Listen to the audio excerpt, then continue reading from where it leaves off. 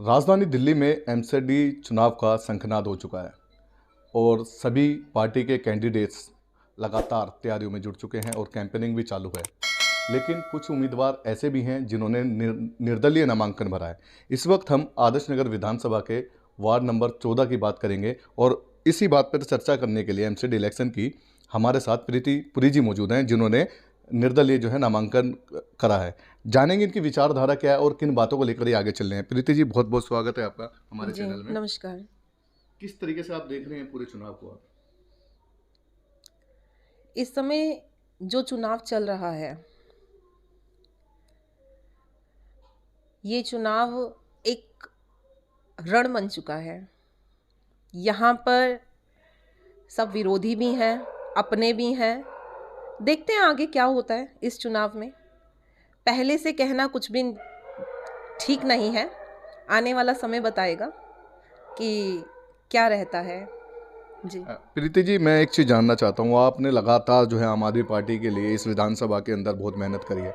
आपने कई इलेक्शंस के अंदर, चाहे वो दिल्ली से बाहर हो, वहाँ पर भी आप गए हैं, आपने काफ़ी मेहनत की। ऐसा क्या रहा कि जो आम आदमी पार्टी की तरफ से आपको टिकट नहीं दिया गया? आखिर क्यों आपकी टिकट कट गई?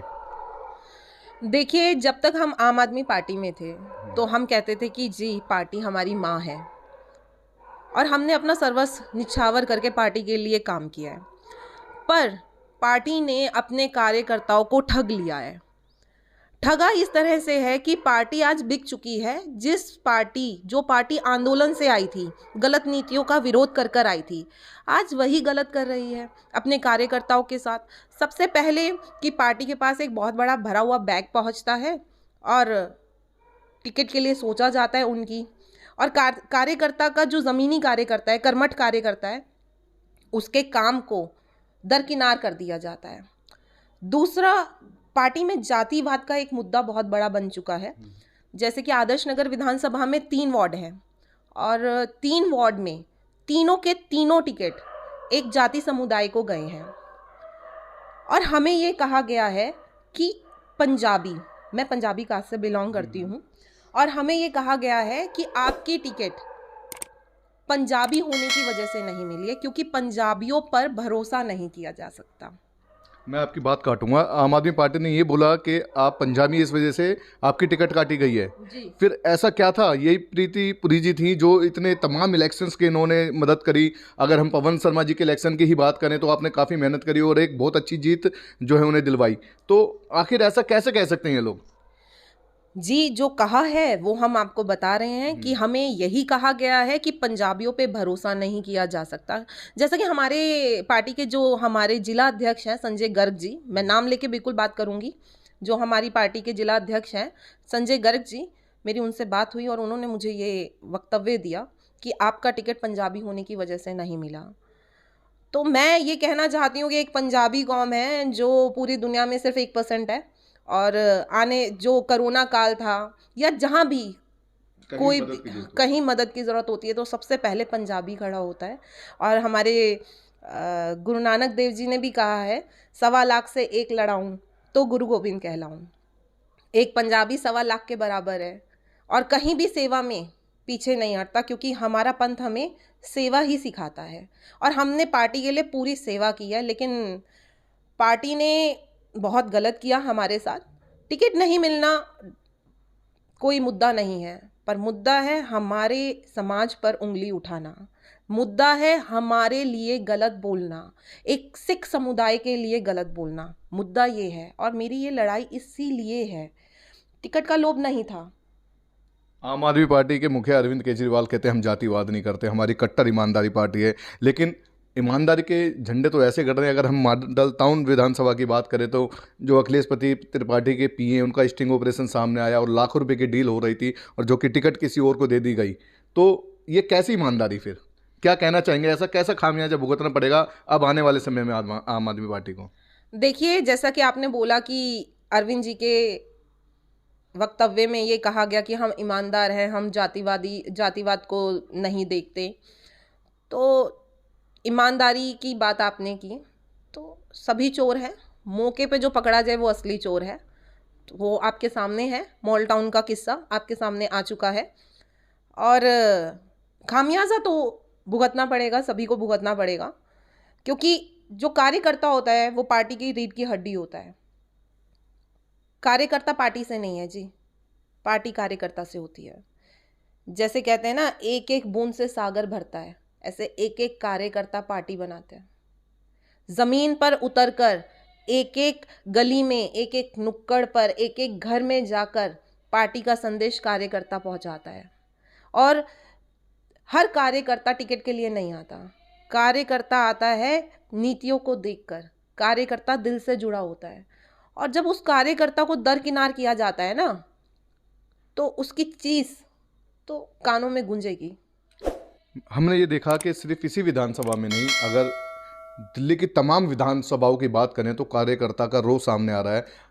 अलग अलग तरीके से जो है आम आदमी पार्टी के कार्यकर्ता जो कि काबिल थे उन्हें टिकट नहीं दी गई।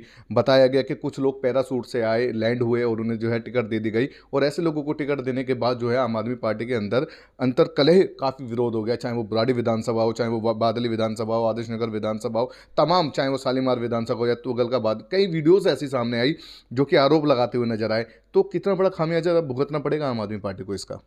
देखिए, इसका खामियाजा तो आम आदमी पार्टी को भुगतना पड़ेगा। इसके साथ मैं आपको एक और चीज़ बताना चाहूँगी कि आम आदमी पार्टी ने कार्यकर्ता को ठग लिया।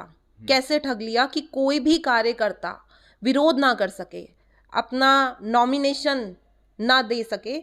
इसलिए 13 तारीख दिन रविवार आम आदमी पार्टी की तरफ से सभी कार्यकर्ताओं के पास कॉल जाता है और उन्हें बोला जाता है कि आप अपने ओरिजिनल डॉक्यूमेंट्स हमें सबमिट करा दीजिए।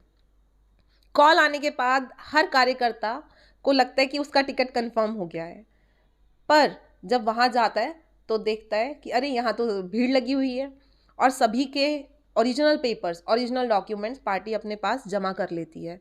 जबकि हम भारत में रहते हैं और यह अधिकार किसी को भी नहीं है कि कोई किसी के ओरिजिनल डॉक्यूमेंट्स अपने पास जमा कर सके।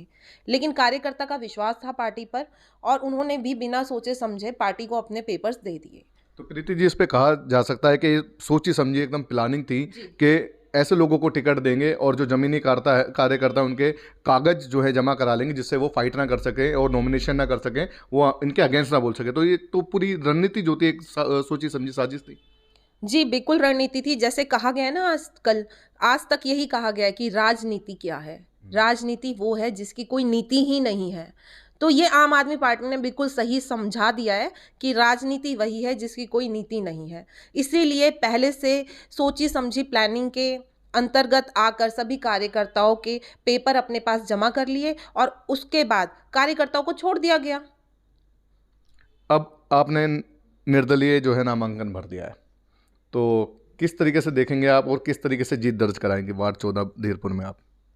देखिए, मैंने निर्दलीय नामांकन दाखिल किया है, और अभी तक मैं पार्टी के नाम से लोगों से मिल रही थी। ठीक है, मैं पार्टी का नाम लेकर लोगों के पास जा रही थी, लेकिन पहचान मैंने अपनी बनाई है। पार्टी के साथ मैंने अपनी भी पहचान बनाई है, क्योंकि जहाँ जिस घर में, जिस गली में, जिस नुक्कड़ में मैं जाती हूँ, बहुत जगह मुझे लोग मिलते हैं जिन्हें मैं नहीं जानती, पर वो मुझे जानते हैं कि प्रीति मैम। तो हाँ, मुझे मतलब उम्मीद है और लोगों का आशीर्वाद है मेरे साथ। मैंने एक कदम उठाया है और इसे सार्थक करने में जनता मेरी मदद करेगी, मुझे उनका सहयोग मिलेगा। बुजुर्गों का आशीर्वाद मुझे मिलता रहा है, हमेशा मिलता रहेगा जी। तो ये थे हमारे साथ वार्ड नंबर 14 धीरपुर से प्रीति पुरी जी। इनका साफ तौर से कह देना है, पार्टी ने कार्यकर्ता को ठगा है। सिर्फ इन्हें ही नहीं, पूरी दिल्ली में लगातार जो है ये ठगने का कार्यक्रम किया गया, और ये एक सोची समझी जो है साजिश थी और एक रणनीति थी। तो जिस तरीके से प्रीति पुरी जी ने बताया कि यहाँ पर जो है बुजुर्गों का आशीर्वाद है, लोगों का प्यार है, और इन्होंने जो है निर्दलीय नामांकन भरा है, तो कहीं ना कहीं एक तरफा जीत प्रीति पुरी जी की वार्ड नंबर 14 में दिखाई दे रही है। मैं अपने सहयोगी नीरज के साथ Kamal Kumar, India report today, Delhi.